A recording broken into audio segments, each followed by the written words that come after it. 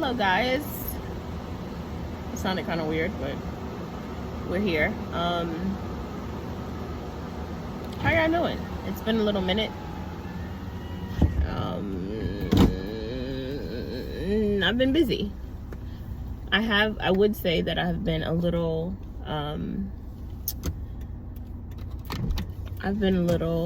hesitant. No, I don't think I've been hesitant to post something on YouTube. But I have been like a little reserved. Not that I don't have the time, but I feel like I don't have all of the time. But that's excuses, you know. Yeah, those are excuses of, you know, don't put the seatbelt on because I don't want to be cursed out by my girlfriend, because that'll be something else. A loving curse out, you know, a loving curse out. I would say, I don't know. I feel like I've become more acclimated to my job. I'm under a contract for 3 months for a position, and I work in a psychiatric hospital. So if you guys have any questions for me, or just like, I don't know, anything you want to know, you can ask me. I've worked in the psychiatric field for a very long time. So yeah, it's somewhere. It's one of my favorite places to be. I don't know. That says a lot about me. And it's not as bad as people think. Like it's not like those movies where someone's getting kidnapped to a basement, or like you know, people think it's like a horror movie, or it's like the old, like years, like so many years ago when people didn't really know what mental health was and they just treated people like animals, or worse than animals. So mental health has like come a long way, and psychiatric facilities are kind of like regular hospitals. I mean, but you can't leave because of different reasons. So people tend to be hospitalized. The criteria is if you are a harm. I don't know what this is, and I'm nervous to try to figure out what it is. I have no clue. I have a jumpsuit on and I don't know what's on it. Well, you know, what you focus on blossoms. So I'm not gonna blossom on whatever I think this is. So yeah, the criteria essentially across the board is someone wanting to harm themselves or someone else, right? Harm can be suicidal ideation, suicidal thoughts. And suicide is not only like, oh, I have never thought about I want to kill myself. Like, I want to kill myself. Like, that's a suicidal thought, right? It's different than having a suicidal thought and then a plan, right? So if someone that is struggling and suffering, they may think to themselves, I want to kill myself. But they don't have a plan. Like, they never actually, or have no desire, or just haven't gotten around to it. There's so many things about it.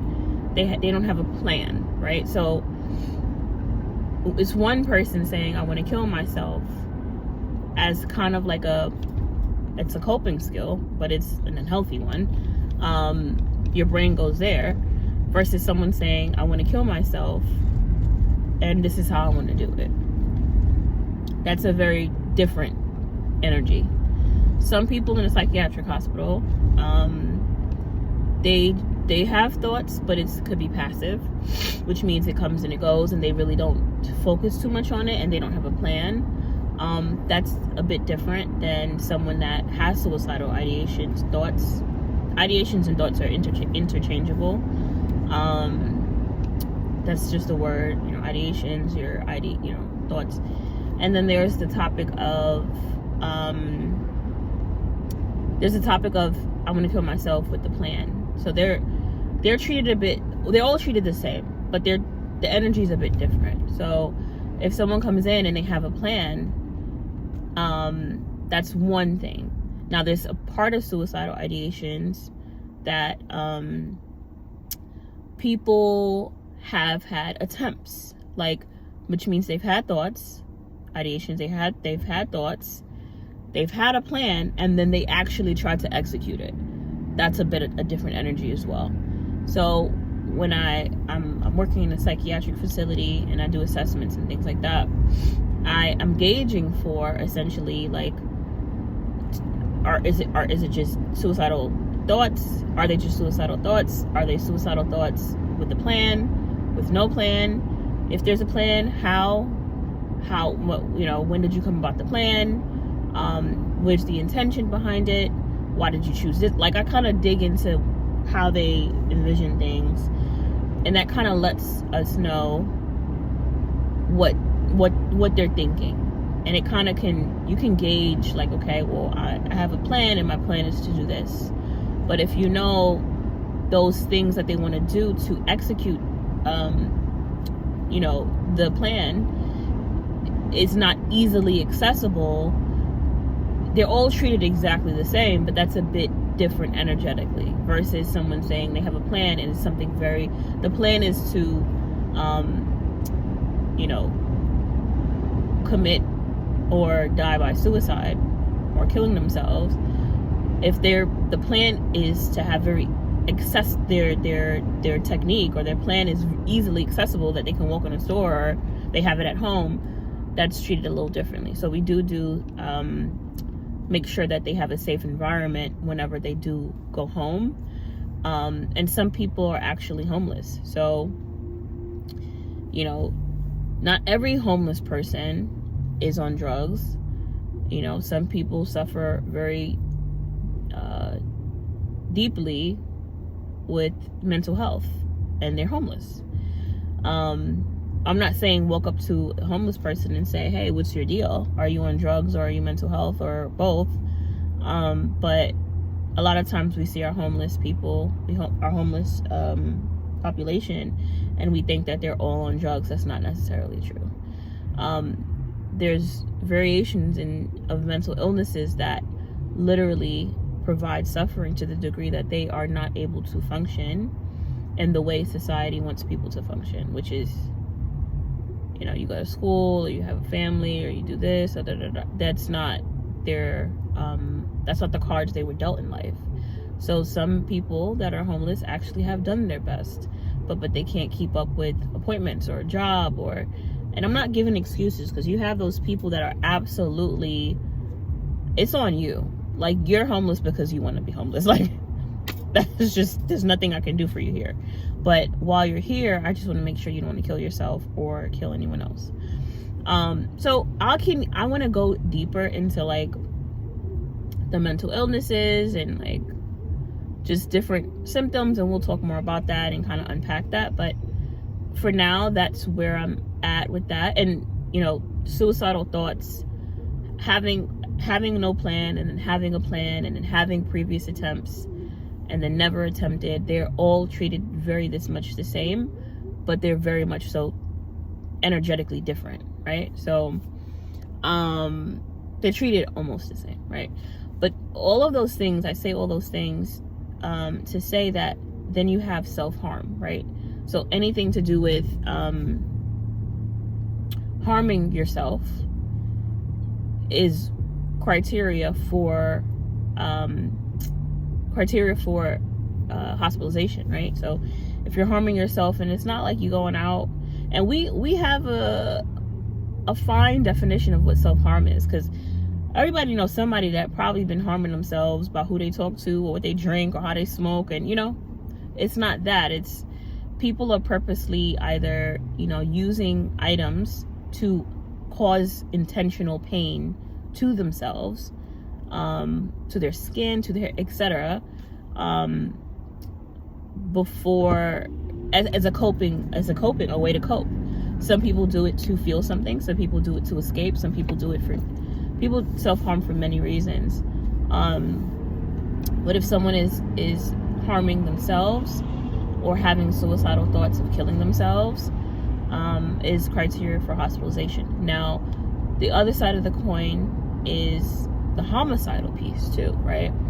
A lot of people that want to kill other people or harm other people end up in jail. But there are times where people that are experiencing symptoms of a mental illness or disorder, one of the symptoms is wanting and the desire to harm other people. And it's not as easy to digest, because like, you wanting to kill yourself is very much so different than you wanting to kill someone else, right? Like, it's, the society is like, no, why are you harming someone else or harming, trying to kill somebody? That's woohoo. They're treated differently, their society treats people that are suicidal and homicidal very much so differently. And especially our black men, our black population, or different ethnicities are definitely treated differently based on mental illness, and the way it kind of manifests as well, culturally, diversity wise, ethnicity, religious, yeah. So there's different things that you may envision, and you may envision, hey, I have a family member that's like batshit crazy, and they go into these episodes of like getting physically hurt by other people, or wanting to like threaten other people, and they're those are the people that we're like, oh, cut them off, let's stay away from them. But it's difficult, because why would you want to be in harm's way? I get it. I'm not saying like stick by those people that are threatening to kill you. I'm not saying that. But when someone's suicidal, we want to be more involved, right? But their twin or someone else can have the same exact diagnosis, but their symptom leads them to be a bit homicidal, and then we kind of push them out and not want to have anything to do with them. So it's difficult to digest. It leaves a different taste in your mouth, absolutely. I'm not saying go to your family member or friend that's threatened to kill you and say, let me support you, I understand you're going through your mental health and you're not I'm not saying that. I'm saying protect yourself. What I'm saying is, essentially, you want to understand that there are some people that experience the same thing, but experience it differently, right? So it's easy to push those away when it's harm to others, and it's easy to pull people, try to be supportive and pull people closer when they're suicidal.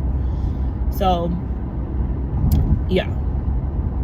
So we'll talk more about that, symptoms, and like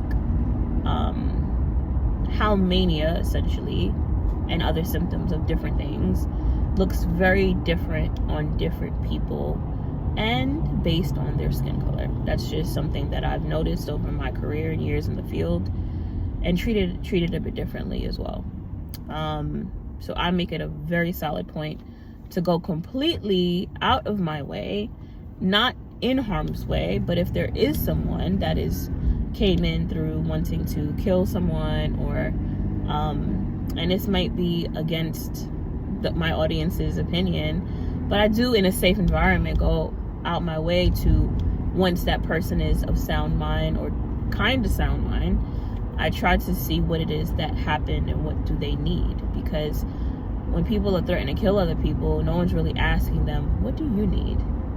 Like, you're threatening to kill this guy or these people, this girl. Like, what do you need, right?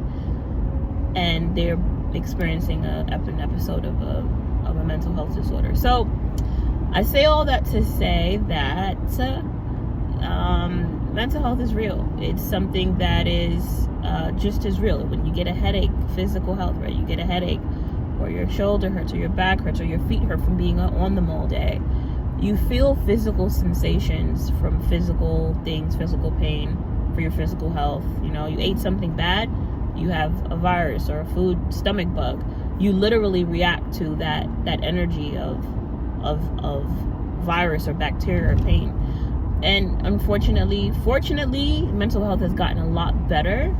And I'll talk more about my previous employers and like things that I've learned over the course of the last at least 100 years about mental health and facilities, but take into account that, like, we don't treat our mental health the same way we treat our physical health. It's just not.